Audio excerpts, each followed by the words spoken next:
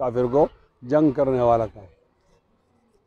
آپ کو ایک پتے کی بات بتاؤں، پہلی بھی غالباً میں کسی کلاس سے بتائی ہے کہ اسلامی دوری حکومت میں نبی علیہ السلام کے زمانے میں بہت بڑا مارکہ کون سا ہے؟ بدر بھی ہوا، احد بھی ہوا، تبوک بھی ہوا، خیبر بھی ہوا، فتح مکہ بھی ہوا۔ فتح مکہ بھی ہوا۔ آپ دیکھو میرے نزدیک سب سے بڑا مارکہ فتح مکہ والا، اور مسلمان بھی خوش ہوئے، آیت بھی آئی انا فتحنا لک فتحا مبینا لیغفر لک اللہ ما تقدم من ذنبک، بلکہ مسلمان تو بہت خوش ہوئے کہ اب سختی ختم ہو گئی، فتوحات آئیں گے۔ لیکن اگر آپ تحقیق مرتے اور خون بہتا، لیکن نبی علیہ السلام نے خون کو نہیں بہایا۔ ایک روایت کے مطابق 13 لوگ مرے ہیں، اور ایک روایت کے مطابق 3 لوگ مرے ہیں۔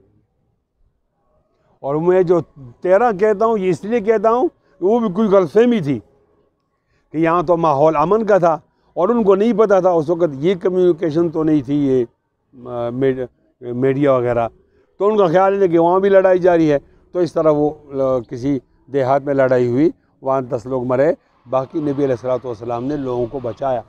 کیا کہا؟ میرا کٹر مخالف ہے ابو سفیان، تم میرے گھر نہیں آتے نا، اور اللہ کے گھر نہیں آتے نا، ابو سفیان کے گھر میں تو آپ کا آنا جانا ٹھیک ہے نا، ہے، لہذا جو ابو سفیان کے گھر میں داخل ہوا فہو آمن۔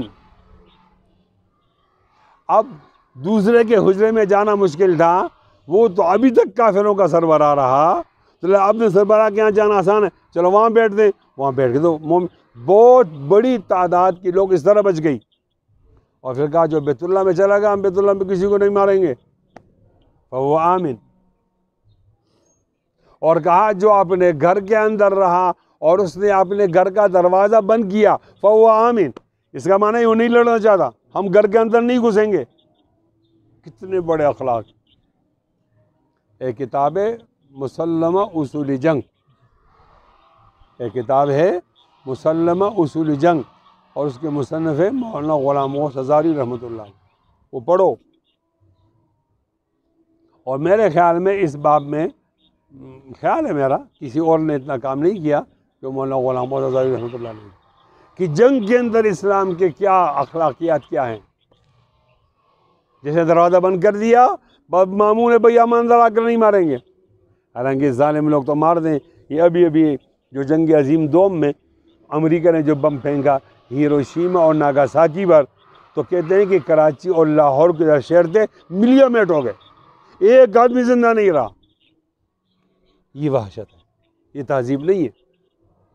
اسلام کے اندر تہذیب ہے، اور وہاں انسان کے خون کو بچایا جاتا۔ پھر کیا ہوا؟ پھر آپ نے فرمایا کہ بوڑھے کو نہیں ماریں گے، سارے بوڑھے بچ گئے۔ پھر آپ نے کہا بچے کو نہیں ماریں گے، سارے بچے بچ گئے۔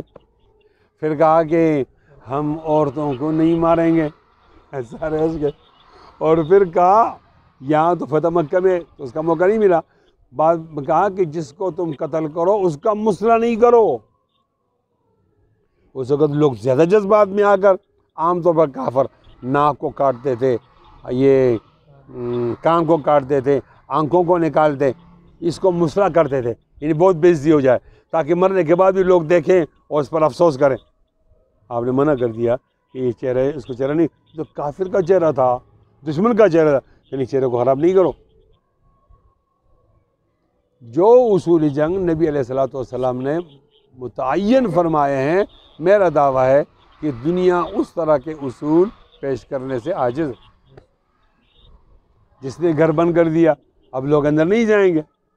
پھر ایک اور بات کی وہ بڑی دلچسپ، یعنی بوڑھے بھی معاف، عورتیں بھی معاف، بچے بھی معاف۔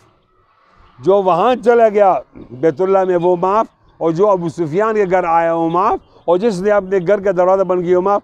پھر کہا کہ جو راستے پہ چل رہا ہے اور اس کے بعد تلوار نہیں ہے وہ معاف، اور جو راستے پہ چل رہا ہے اور تلوار ہے لیکن نیام میں وہ معاف۔ تو کون معاف نہیں؟ کہ وہ ایک نوجوان آدمی ہوگا، وہ پاگل نہیں ہوگا، وہ عورت نہیں ہوگی، وہ بچہ نہیں ہوگا، وہ بوڑھا نہیں ہوگا، وہ گھر میں بیٹھا نہیں ہوگا، اس کے نیام میں تلوار نہیں ہوگی، اور وہ ہوگا نوجوان، اور یوں پورے مکے پر اور مکے کے ماحول پر اطراف پر مسلمانوں کا قبضہ ہے، اور وہ آ کر اپنی تلوار کو یوں نکال کر آئے گا تو کوئی پاگل ہی ہوگا پھر نا۔ اس کا معنی یہ ہے کہ بچانے کے بہانے بنائے ہیں، مارنے کے بہانے نہیں بنائے۔ بولو سبحان اللہ۔